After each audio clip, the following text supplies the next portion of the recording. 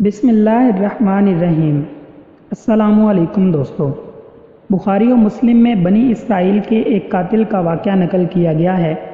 حضور اکرم صلی اللہ علیہ وآلہ وسلم نے اللہ کے ہاں توبہ کی قبولیت سے متعلق صحابہ اکرام کے سامنے بنی اسرائیل کے ایک قاتل کا نہایت خوبصورت اور ایمان افروز واقعہ بیان فرمایا کہ بنی اسرائیل میں ایک شخص چوری، ڈکیتی اور قتل میں بہت مشہور تھا اور نہایت معمولی سی بات پر قتل کر دیتا تھا۔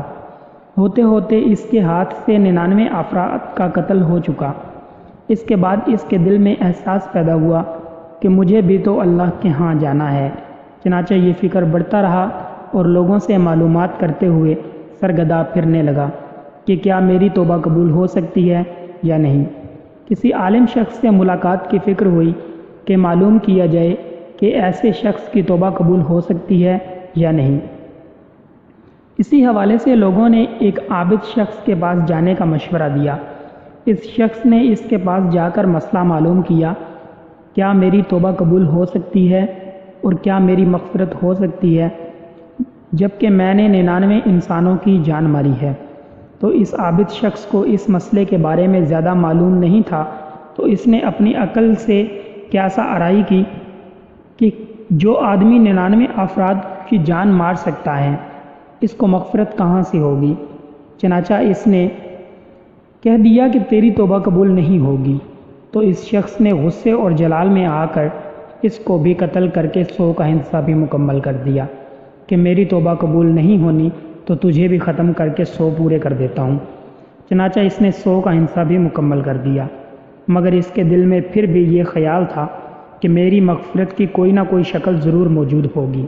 اس لیے اس نے لوگوں سے پھر معلومات کا سلسلہ جاری کر دیا کہ روئے زمین پر سب سے بڑا عالم کون ہے، وہی میرے مسئلے کا حل بتا سکتا ہے۔ آخر لوگوں نے اس کو بتایا کہ فلاں جگہ ایک عالم رہتا ہے، اس سے جا کر معلوم کرو۔ چنانچہ اس نے اس عالم صاحب کے پاس جا کر اپنی زندگی کی ساری کارگزاری سنائی اور 100 آدمیوں کو کس طرح قتل کیا سارا کارنامہ سنایا۔ معلوم کیا کہ اب بتلائیے کہ میری توبہ قبول ہو سکتی ہے یا نہیں۔ کیا اللہ کے ہاں مجھ جیسے گناہ گار کے لیے بھی مغفرت کا کوئی خانہ ہے؟ تو اس عالم صاحب کو چونکہ علم تھا تو اس نے بتایا کہ تیرے گناہ معاف کرنے میں اللہ کے ہاں کوئی رکاوٹ نہیں۔ اللہ کی رحمت کا سمندر تجھ جیسے گناہ گاروں کے گناہوں سے بہت بڑا اور بہت وسیع ہے۔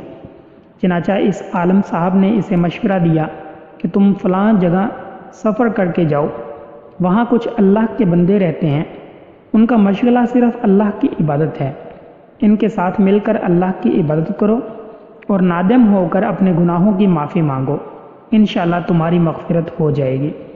جب اس شخص نے آدھا راستہ طے کر لیا تو ملک الموت آ گئی۔ اب اس کی روح لے جانے کا مسئلہ کھڑا ہوا۔ آسمانوں سے رحمت کے فرشتے بھی آئے اور عذاب کے بھی۔ رحمت کے فرشتے کہنے لگے اس کی روح لے جانے کا حق ہم کو ہے، اس لیے کہ یہ سچے دل سے تائب ہو کر عبادت کے لیے جا رہا ہے۔ عذاب کے فرشتے کہنے لگے کہ اس کی روح لے جانے کا حق ہم کو ہے، اس لیے کہ اس شخص نے کبھی کوئی نیکی کا کام ہی نہیں کیا۔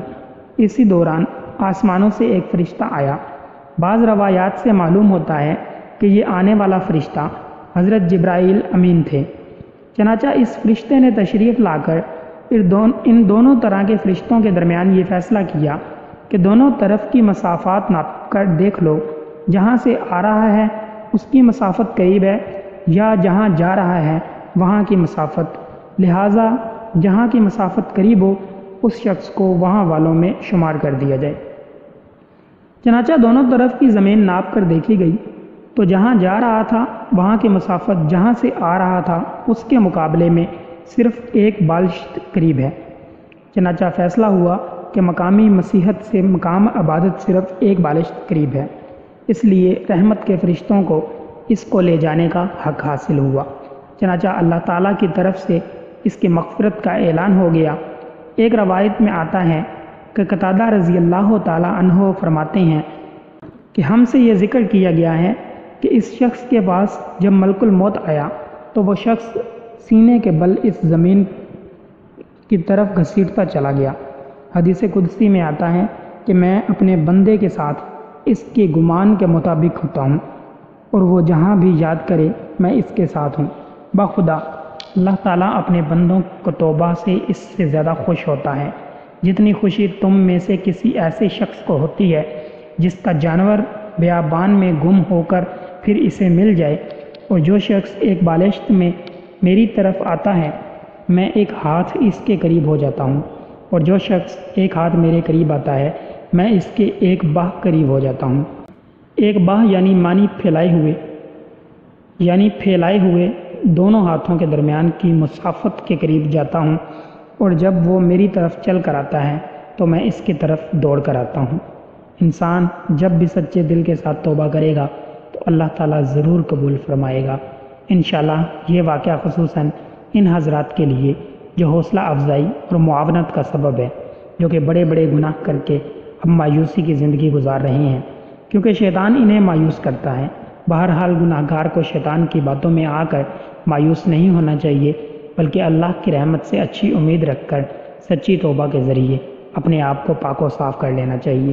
اللہ تعالیٰ ہم سب کو عمل کرنے کی توفیق عطا فرمائے، آمین۔ ملتے ہیں اگلی ویڈیو میں، تب تک کے لیے خدا حافظ۔